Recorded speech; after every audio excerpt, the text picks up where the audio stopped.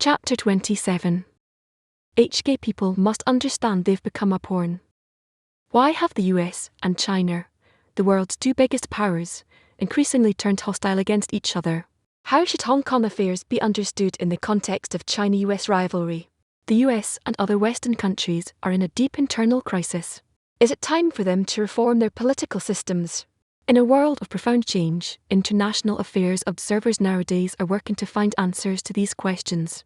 Global Times reporters Yu Jinghe and Bayani solicited the insights of Kishore Mahbubani, Distinguished Fellow at the Asia Research Institute, National University of Singapore, and a veteran diplomat, in a written interview recently. Does the deterioration in China-US relations in recent months go beyond your expectation? Will this trend continue after the US November election? How will different election results influence bilateral relations? The recent deterioration of China-US relations was not a surprise. It could have been predicted. As I argue in my book, Has China Won? The US decision to launch a geopolitical contest against China was driven by a few major structural forces. Here are a few. Firstly, as Harvard professor Graham Allison has observed, such a geopolitical contest inevitably breaks out when the no. 2 power today China becomes stronger relative to the no. 1 power today the US. Secondly, the US resents the growing international influence of China through initiatives like IAB and the Belt and Road Initiative. Thirdly, as former Assistant Secretary of State Kurt Campbell has documented, Washington expected that US power and hegemony could readily mold China to United States' liking. In short, the US expected China to become like the US, a liberal democracy. The US is disappointed that this expectation, even if misplaced, didn't happen. In addition, the Western psyche has long had a fear of the yellow peril. As a result of such structural forces, there is bipartisan support in the US for the current US policy of launching a contest against China. This US-China geopolitical contest will continue after November, regardless of who wins. Nonetheless, there is also no doubt that a Biden administration, if it emerges, will be more courteous toward China. The public insults will cease. Despite this, the US could also become a formidable competitor for China under Biden, as his administration will be able to rally more effectively the friends and allies of the US, like the Europeans, who have become disenchanted with the Trump administration. Nonetheless, there is also greater hope that a more rational Biden administration could accept my book's recommendation that the US and China should work together, instead of against each other, to handle common challenges, like COVID-19 and global warming. China and the US have seen increasing competition and conflicts in terms of economy, technology, political systems, and global leadership. In which areas do you think the conflict can be alleviated, and in which areas are conflicts likely to intensify?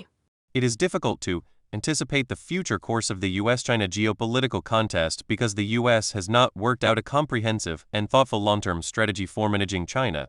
It was Dr. Henry Kissinger who shared this insight with me. As a result of a lack of strategy, many of the actions taken by the US against China, like the trade war, are also hurting the interests of the American people, especially after COVID-19. The fundamental question that the US needs to answer before formulating a strategy on China is whether the key strategic goal of the US should be to protect the primacy of the US in the global system, or to enhance the well-being of the people. The choice is clear: primacy or people. So far, many in the administration believe that the US should protect its primacy. Sadly, this impulse has also resulted in the US fighting unnecessary wars, wasting, for example, $5 trillion in unnecessary post-9/11 wars. However, the average income of Americans in the bottom 50% has gone down over the past 30 years. If this $5 trillion had been given instead to the bottom 50%, each American in this group would have received a check for $30,000. In short, if the US focuses its efforts on improving the well-being of its people and dealing with climate change, many areas of competition can be avoided, like the trade wars. However, if the US focuses on primacy, the US competition with China will step up in many areas, resulting in many actions like blocking Huawei from selling its 5G technology and resisting Chinese initiatives, like the Belt and Road Initiative. The world hopes that the US will take the wiser course of enhancing the well-being of its people. Some scholars in China and the US think that China-US relations have been at their worst point over the past 4 decades, and that it will take decades to resolve the estrangement. If this is the case, how will the China-US confrontation influence world patterns in the next few decades? Will countries have to take sides? There are 330 million people living in the US and 1.4 billion in China. 6 billion people live outside these two countries. It is clear that these 6 billion people, who live in 191 countries, are deeply troubled by the US-China geopolitical contest, as they believe both countries should come together with the rest of the world to deal with pressing global challenges like COVID-19 and global warming. Hence, few countries, if any, are rushing to take sides. The vast majority of humanity would be relieved and happy if both US and China could set aside their geopolitical contest and focus on restarting the global economy, which has deeply stalled since COVID-19, and retooling it to address climate change. One of the key goals of my book, Has China Won?, is to persuade both countries to pay greater attention to the views of the rest of the world. One clear indication of the views of the rest of the world was provided by the refusal of any country to follow the US when it left the World Health Organization (WHO). Hence, one way to send signals of the views of the 7.8 billion of our world is to revitalize and work with key multilateral organizations, like the UN. Both Chancellor Angela Merkel and President Emmanuel Macron have spoken out about the importance of multilateralism. The world should encourage the European Union to provide leadership in revitalizing multilateral institutions. They could help to stabilize a world disrupted by the US-China geopolitical contest. You recently said Hong Kong has become a pawn in the escalating rivalry between the US and China. Can you elaborate on your views? In the geopolitical contest that the US has launched against China, the US will naturally look for opportunities to embarrass China. This is natural superpower behavior. The US also believes that both the recent unrest in Hong Kong and the proposed enactment of a national security law provide a convenient propaganda weapon to use against China, especially in the Western world. It's therefore important for the people of Hong Kong to realize that it has become a political football that will be kicked around in the geopolitical contest. In any football match, the players enjoy kicking the ball and using it to score goals, especially propaganda goals. Sadly, the football gets damaged. If the people of Hong Kong do not understand that they have become a pawn in a geopolitical contest, they may come to grief. Many of the Western countries who have been supporting the demonstrations and disruptions in Hong Kong believe that their interests are best served by instability in Hong Kong, as it is seen as an embarrassment for China.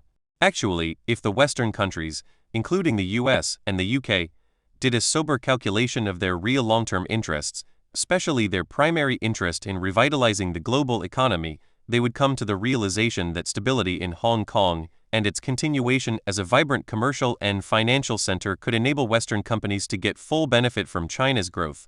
Hong Kong under the British colonial rule was one of the front lines of the West in Asia before 1997, but now China has resumed sovereignty over Hong Kong. Beijing is enacting a national security law for the city, but is strongly opposed by the West. What's behind such a clash? Every country has national security laws. Article 23 of the Basic Law states explicitly that the Hong Kong Special Administrative Region shall enact laws on its own to prohibit any act of treason, secession, sedition, subversion against the central people's government, or theft of state secrets, to prohibit foreign political organizations or bodies from conducting political activities in the region, and to prohibit political organizations or bodies of the region from establishing ties with foreign political organizations or bodies. This failure of the Hong Kong authorities to exercise their responsibilities has led to the central government enacting such legislation. Every country has national security laws. These laws are designed to protect countries from foreign interference in their societies, especially in their domestic politics. For example, the US has the freest press in the world, but until recently, no foreigner could own a TV station in the US. Rupert Murdoch had to give up his Australian citizenship and become a US citizen before he could own a TV station in the US. From 2017 onwards, the US has allowed 100% foreign ownership. Nonetheless, the State Department has used alternative legislation, the Foreign Agents Registration Act (FARA), to regulate foreign-owned TV stations. The American people were outraged when reports surfaced that Russian money may have helped the election of Trump, even though these reports were not confirmed. Curiously, as the New York Times has documented, the US has a history of intervening in other countries' elections. Dov Levin, assistant professor of international relations at Carnegie Mellon University, found 81 instances of overt and covert interventions in other countries' elections by the US, as compared to 36 by the Soviet Union/Russia between 1946 and 2000. On 17 February 2018, Scott Shane wrote in the New York Times, "The United States' departure from democratic ideals sometimes went much further. The CIA helped overthrow elected leaders in Iran and Guatemala in the 1950s, and backed violent coups in several other countries in the 1960s. It plotted assassinations and supported brutal anti-communist governments in Latin America, Africa and Asia. Since every country in the world has national security laws, the new laws to be adopted in Hong Kong can follow best international practices in countries that have civil and personal rights comparable to Hong Kong's. There is no need to reinvent the wheel here. I am confident that Hong Kong can remain a vibrant commercial and financial hub and an open cosmopolitan city if the national security legislation conforms to well-established international norms and is implemented by the independent courts of Hong Kong. However, to achieve this goal, the leaders of Hong Kong must make a massive effort in public education to explain these new laws to the people of Hong Kong. The death of George Floyd has led to massive protests in the US. Not long after the protests began, US politicians have threatened to use the army to quell protests.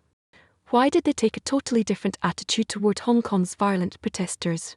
In most societies, but not all, peaceful protests are illegal. In no society are violent demonstrations legal.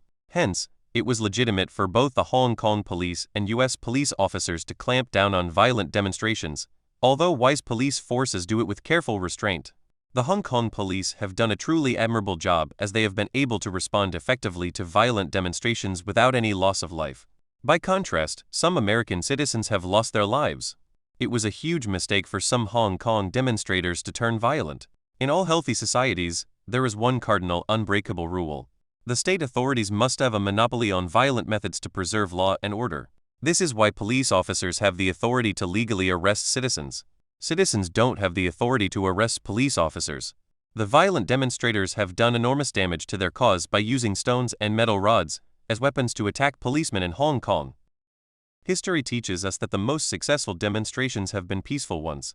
Great leaders, like Mahatma Gandhi and Martin Luther King, have led peaceful protests.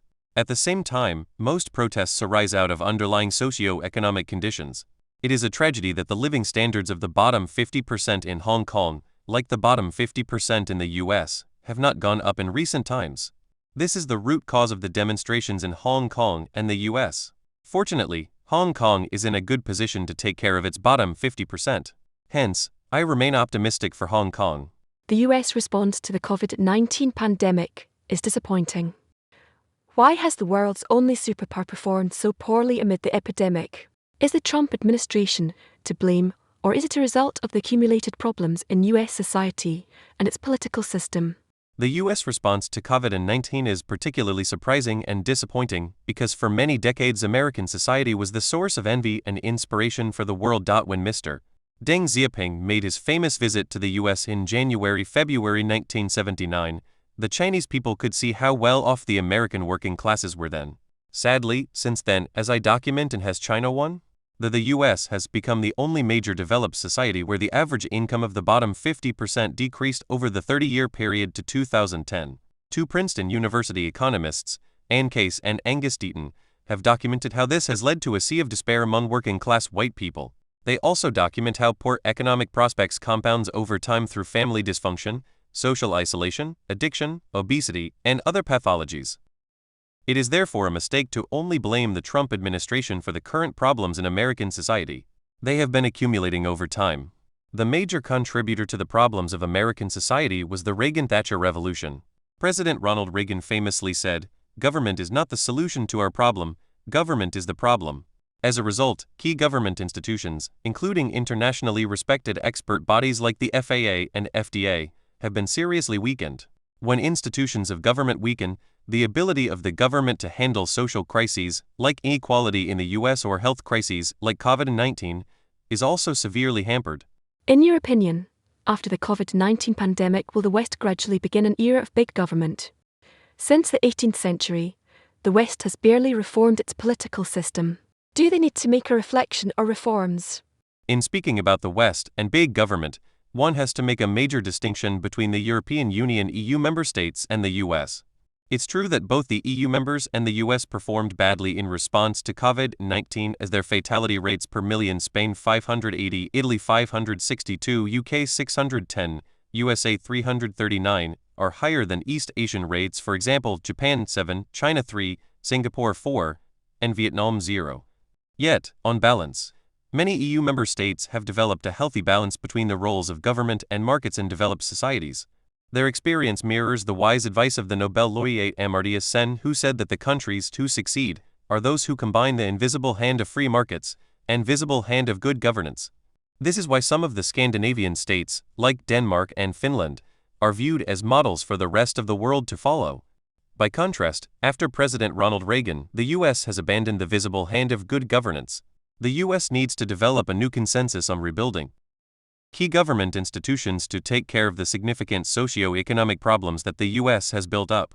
William J. Burns, the president of Carnegie Endowment for International Peace and a former Deputy Secretary of State, has written that he watched the slow and painful desiccation of government political leaders far more interested in demeaning institutions than modernizing them, bureaucracies sinking beneath too many layers and procedures, and a public that saw a yawning gap between its interests and those of policy elites.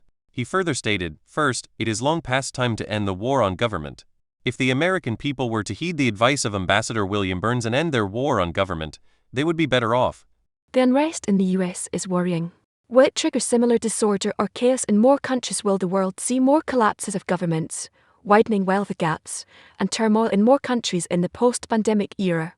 The US remains the world's largest economy.